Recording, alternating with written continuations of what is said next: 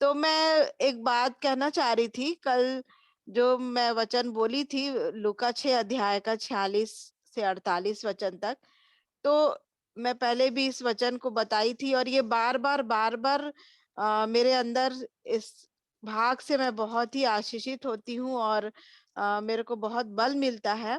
और जैसे यहाँ पे लिखा है, जब तुम मेरा कहना नहीं मानते, तो क्यों मुझे हे प्रभु कहते हो? जो कोई मेरे पास आता है और मेरी बातें सुनकर उन्हें मानता है और तुम्हें बताता हूँ कि वह किसके समान है। वह उस मनुष्य के समान है जिसने घर बनाते समय भूमि गहरी खोदकर चट्टान पर नींव डाली, और जब बाढ़ आई तो धारा उस पर लगी, परंतु उसे हिला न सकी क्योंकि वह पक्का बना था।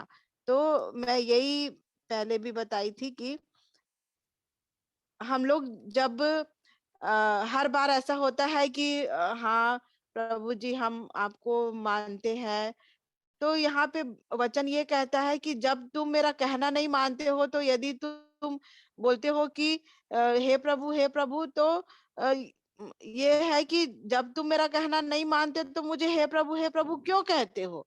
तो हम लोग बार-बार यही गलती, मैं अपने जीवन से बताती, हर बार यही गलती कर लेते हैं हम लोग कि अ, कोई मतलब हर चीज़ से कॉम्प्रोमाइज़ कर लेते हैं कि नहीं चलो कोई कोई बात नहीं।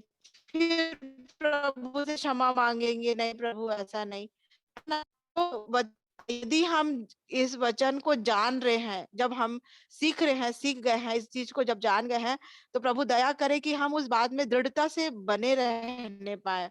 प्रभु इस बात के लिए सहायता करे। और एक यहाँ जैसे लिखा है कि भूमि को गहरी खोद कर चट्टान पर नींव डाली।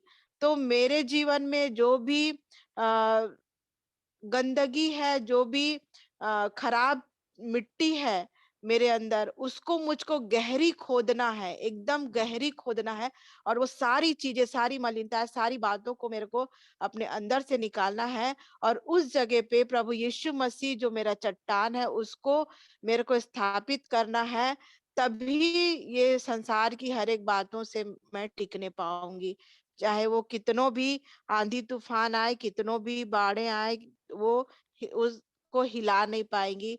और इस वचन से मैं ये आशीष पाई कि सचमुच में ये एकदम से हमको वचन हर एक परिस्थिति के लिए हमको वचन, परमेश्वर के वचन से हमको मिलता है और हम उस चीज में आगे बढ़ने पाते हैं। और प्रभु मेरी और मेरे हर एक प्रियो की सहायता करे कि सचमुच में हम जब वचन को पढ़ते हैं तो एक एक चीज को ध्यान से पढ़ने पाए, और प्रभु की दया से हम उस पे मनन करने पाए, और वचन आज मेरे लिए क्या कहता है उसको हम जानने पाए। और कल मैं इस भाग से बहुत आशीष पाई थी और इस चीज को शेयर करती हूँ। और आज जैसे मैंने वचन बोला कि यूहन्ना से बड़ा कोई नहीं है, जो स्त्री से जन्मा है वो यूहन्ना से बड़ा कोई नहीं है कहता है, लेकिन वचन ये कहता है कि परमेश्वर के राज्य में यदि वो छोटा से छोटा भी है और वो परमेश्वर के राज्य में आया, तो उससे बड़ा कोई नहीं है करके वचन बताता है।